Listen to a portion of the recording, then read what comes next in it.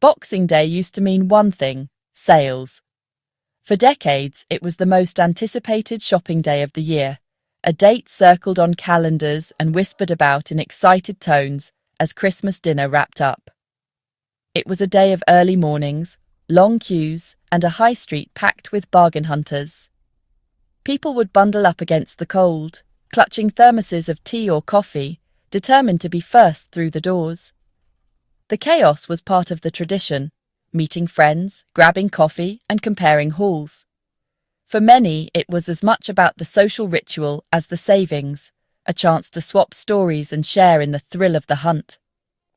But now, the buzz is fading. Crowds are thinning, and the once legendary queues are rare. The high street, once alive with energy, now feels strangely quiet. The day that ruled the retail calendar feels quieter, more subdued. The excitement has dulled, replaced by a sense of nostalgia for the frenzy that once was. People are still spending, but differently, shopping online from their sofas, often with less urgency. The digital world offers convenience, but it lacks the buzz of the in-person rush. Cost of living pressures linger, making us all more careful with our cash. Shoppers are weighing every purchase, prioritizing needs over wants, and thinking twice before splurging. So, is this the end of Boxing Day as we know it? Or is it simply evolving into something new? The answer matters to everyone, from big retailers to small local shops. For some, it's a question of survival. For others, it's about adapting to changing times. It's about more than shopping. It's about how our habits and traditions are evolving. The way we connect, celebrate, and even save is shifting before our eyes. We need to understand why the crowds are staying away, why online isn't fully replacing them, and what this means for the future. Are we losing something irreplaceable, or simply finding new ways to experience the season? The story is in the data and in the people. To truly understand the fading frenzy of Boxing Day, we have to look beyond the sales and into the heart of our changing culture. The numbers confirm what we're seeing. Our shopping habits are changing right before our eyes, and the data tells a compelling story. There's been a steady decline in Boxing Day footfall, with fewer people choosing to hit the shops in person. By 3 p.m, high street visits were down 1.5% from last year, a trend that's been building for years, as more shoppers opt for alternatives to the traditional post-Christmas rush. Shopping centres saw a 0.6% drop, while retail parks bucked the trend with a 6.7% rise. It's a small but significant shift in where we choose to spend our money and time. When we do go out, we want convenience, easy parking, quick trips, and the ability to avoid the hassle of city centre crowds and traffic. Retail parks deliver on all these fronts, making them increasingly attractive. The traditional high street, once the heart of Boxing Day excitement, is losing its appeal for big sales events, as shoppers look for more efficient ways to get what they need. Retail parks offer a streamlined, less stressful experience, with wide walkways, accessible parking, and a sense of ease that's hard to find elsewhere. This shift from shopping as an event to shopping as a task is clear. People are more focused, spending less time browsing and more time getting exactly what they came for. Even with the boost in retail park visits, it's not enough to offset the losses elsewhere. The overall picture is one of decline for in-person shopping. The grand Boxing Day outing is being replaced by targeted, efficient trips, or increasingly, by no trip at all, as online shopping becomes the go-to choice for many. The magnetic pull of the physical sale has weakened, with fewer people feeling the urge to queue up for bargains in person. Now, retailers are up against the comfort and convenience of our own homes, where shopping is just a click away and the crowds are never a problem. For years, as high street crowds shrank, online shopping soared. We've mastered the art of browsing from the sofa, expecting digital sales to fill the gap. But this year, even online spending is slowing. Predictions for Boxing Day online sales are lower than last year. The issue isn't just where we shop, but whether we're shopping at all. Economic pressures are making us think twice before clicking buy.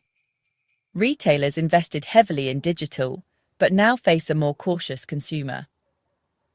Even with huge discounts, the appetite for spending has shrunk.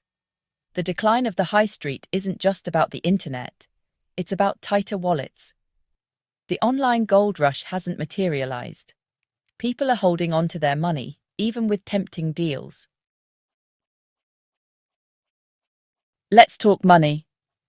Every year, Boxing Day is seen as a major event for shoppers and retailers alike, a day when spending habits are put under the microscope and predictions are made about how much we'll splash out. This year's Boxing Day sales are forecast at $3.6 billion, a billion less than last year. That's a significant drop, and it's got everyone from economists to shop owners paying close attention. That's not a dip, it's a major shift in consumer confidence. The high streets and shopping centres that once buzzed with eager bargain hunters are noticeably quieter. The cost of living crisis is real, and it's changing how we spend. Rising prices on essentials mean people are thinking twice before making non-essential purchases. Many are prioritising bills and savings over bargains. For a lot of families, making sure the basics are covered comes before any thoughts of shopping sprees. Interestingly, those still shopping plan to spend more individually, about £17 more than last year. It's a sign that while fewer people are hitting the sales, those who do are determined to make their purchases count. This creates a split. Many are opting out, while a smaller group is shopping with purpose. The crowds are thinner, but the intent is stronger. Retailers now face a polarized market. Fewer casual browsers, more focused buyers. The days of aimless wandering and impulse purchases are fading. Strategic shoppers are after big-ticket items, not impulse buys. They're researching, comparing, and only spending where it really matters. But this smaller group can't make up for the missing crowds. The overall atmosphere is subdued, and retailers are feeling the pinch. The billion-pound gap says it all. It's a wake-up call for the industry and a sign of changing times. Boxing Day's mass appeal is fading, and the way we shop and save may never be quite the same again. The clearest sign of change? Major retailers are closing on Boxing Day. Next, John Lewis, Poundland, and others gave staff the day off, a move unthinkable a decade ago. With lower footfall, opening costs outweigh profits. Many customers shop online anyway, so the urgency to open stores is gone. There's also a PR angle. Closing sends a message that staff well-being matters. When anchor stores close, it hurts smaller retailers nearby, accelerating the trend. The decision to close is both practical and symbolic. It's reshaping the retail landscape. Boxing Day's status as a retail must is fading fast. What about those still braving the sales? Many enjoy the calmer atmosphere, less chaos, more time to browse. For some, it's about family tradition, not just bargains. The pressure to grab deals is gone, replaced by a more relaxed outing. Dedicated bargain hunters miss the old buzz, but they're now the minority. Most shoppers welcome the change, prioritizing connection and well-being over consumerism. The quieter day is seen as an improvement. People are choosing calm over chaos. Boxing Day is becoming about experience, not just shopping. The definition of a successful Boxing Day is changing. Black Friday has changed everything. Once a US event, it now dominates the UK retail calendar, pulling Christmas shopping forward by a month. Huge discounts in November mean many have already bought what they need before Boxing Day. The urgency and excitement of Boxing Day sales have faded. We now expect discounts year-round, not just after Christmas. Boxing Day deals no longer feel unique. Retailers are competing with their own earlier sales. Sales fatigue is real. Boxing Day is now an encore, not the main event. Its status is permanently diminished, living in Black Friday's shadow. Until retailers differentiate the two, Boxing Day will remain second fiddle. All these changes have created a new Boxing Day atmosphere. The day is quieter, more relaxed, and for many, more meaningful. Crowds are gone, calm has taken their place. For those who go out, it's a stroll, not a mission. The pressure to find bargains is gone. If you find one, it's a bonus. There's a shift towards experiences over possessions, well-being over consumption.